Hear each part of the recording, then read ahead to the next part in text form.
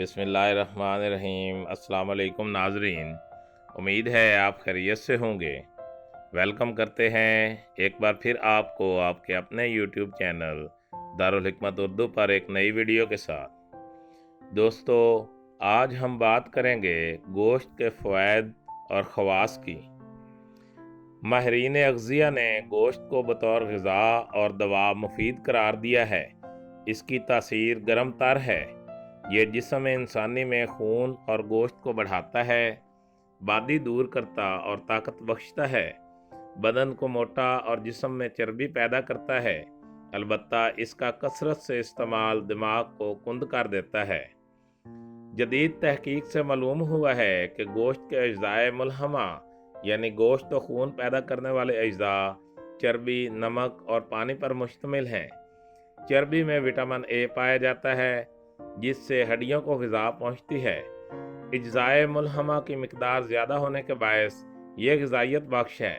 ताहम गोश्त ज़्यादा खाने से गुर्दों में यूरिक एसिड की जो ज़्यादती हो जाती है, गुर्दे इसे बआसानी से खारिज नहीं कर सकते।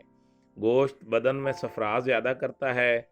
अज़ हद गोश्त खोरी से मसाने और गुर्दे के अमराज रूनुमा होते हैं। जिगर, गुर्दों, कल्ब और दूसरे अज़ाए बदन के फेल में नुक्स आ जाता है, इसलिए गोश्त का इस्तेमाल कम करना चाहिए। गोश्त अमूमन खूब भून कर पकाया जाता है। इस तरीके से गोश्त के मकवी अज्जा जल जाते हैं, हयातीन भी ज़ाया हो जाते हैं, रोगनी अज्जा भी नहीं रहते। चुनाचे इसे खाने का तरीका ये है कि उबला हुआ गोश्त खाया जाए, या बेहतरीन गुर ये है कि पहले गोश्त को मसाला वगैरह डालकर भून लें, फिर पानी डालकर पकाइए। यूं गोश्त की सारी ताकत शोरबे में आ जाती है, इसलिए शोरबा ज़्यादा मुफीद है। इस तरीके में गोश्त की बोटी फ़ायदेमंद नहीं रहती, बल्कि कदरे काबिज़ हो जाती है।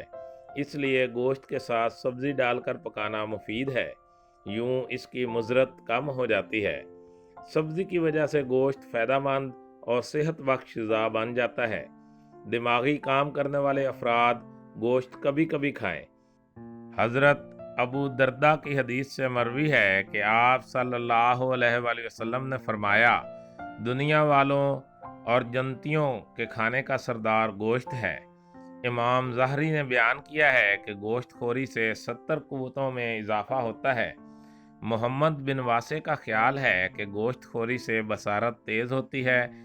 चुनाचे हज़रत अली से मरवी है, आप सल्लल्लाहु अलैहि वसल्लम ने फरमाया कि गोश्त खाओ, इसलिए कि यह बदन के रंग को निखारता है, पेट बढ़ने नहीं देता, इखलाक व आदात को बेहतर बनाता है। नाफे का बयान है कि हज़रत अब्दुल्ला बिन उमर माह रमज़ान में अक्सर गोश्त खाते थे। हज़रत अली से मनकूल है कि जिसने 40 रात गोश्त खाना छोड़ दिया, उसका इखलाक बुरा हो जाएगा। गोश्त की मुख्तलिफ इकसाम हैं, वो अपने असूल व तबीयत के एतबार से मुख्तलिफ हैं, मगर यहाँ सिर्फ कुर्बानी के जानवरों का जिक्र किया जा रहा है। भेड़ का गोश्त, ये दूसरे दर्जे में गर्म और पहले दर्जे में तर होता है, यानी गर्म तर और जूद हज़म है। फ़वाइद के लिहाज से दूसरे दर्जे पर है। जिस्मानी गोश्त बढ़ाता और ताकत बख्शता है। एक साला भेड़ का गोश्त सबसे ज़्यादा उम्दा होता है, जिसका हाजमा अच्छा हो। इसमें साले खून पैदा करता है। सर्द और मुतदिल मिजाज वालों के लिए उम्दा ग़िज़ा है। जो लोग सर्द मकामात में रहें और सरमा में मेहनत और रियाजत करें, उनके लिए नाफे है। सुदावी मिजाज वालों के लिए भी मुफीद है। जहन और हाफजा कवी बनाता है। बकरी का गोश्त, इसका मिजाज गर्म तार है, ये ताकत बख्श है और खून पैदा करता है। तिप दिक, संगरहनी और कमज़ोरी में इसकी यखनी मुफीद है। माहिरीन तिब की तहकीक के मुताबिक बकरी या बकरे के जिस उज़ू का गोश्त खाया जाए, इंसान के उसी उज़ू को ताकत हासिल होती है। एक रिवायत में हजूर सल्लल्लाहु अलैहि वसल्लम ने फरमाया, बकरी की निकाहदाश्त अच्छी तरह करो और इससे तकलीफ़ दूर करते रहो, इसलिए कि जन्नत के चौपायों में से है। बकरी के 1 साला बच्चे का गोश्त मोतदिल होता है। अरकुन निसा के दर्द में, जिसको लंगड़ी का दर्द भी कहते हैं, इलाज के लिए हजूर सल्लल्लाहु अलैहि वसल्लम ने फरमाया, बकरी के पिछला हिस्सा यानी पुट को पका कर गला दिया जाए और इसका शोरबा 3 दिन तक पिलाया जाए।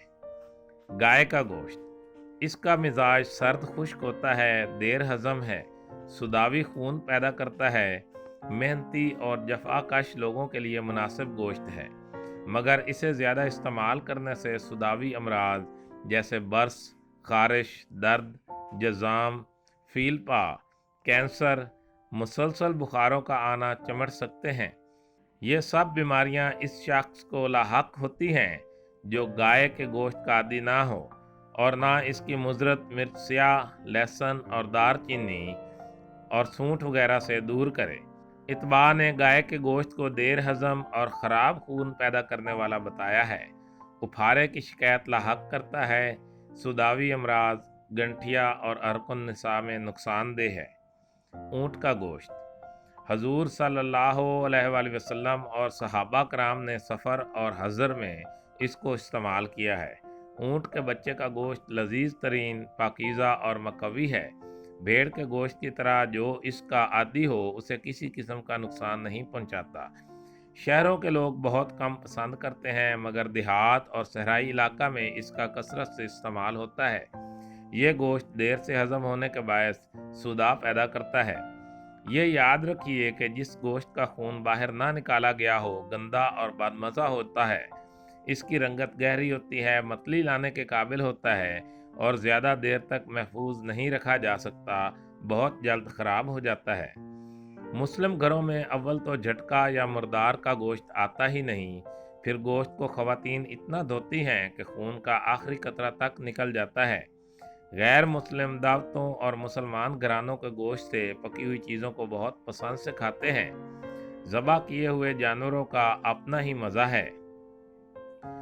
दोस्तों, गोश्त ज़रूर खाइए, मगर एतदाल के साथ। गोश्त के कसरत इस्तेमाल से ना सिर्फ मसूड़ों में खराबी पैदा होती है, बल्कि मर्ज कैंसर भी चिपटने का अंदेशा रहता है। इसलिए गोश्त को सब्जियों के मुकाबले में कम इस्तेमाल कीजिए। दोस्तों, दारुल हिकमत उर्दू यूट्यूब चैनल आपकी जिस्मानी और ज़हनी सेहत की बेहतरी के लिए हर वक्त कोशिश रहता है। अपनी सेहत के बारे में बेहतरीन मालूमात हासिल करने के लिए हमारे चैनल को सब्सक्राइब करें, वीडियो को लाइक और शेयर करें और कमेंट बॉक्स में कमेंट ज़रूर करें ताकि हम आपकी बेहतरीन आरा से आगाह रहें। खुश रहें, खुशियाँ बांटें। शुक्रिया।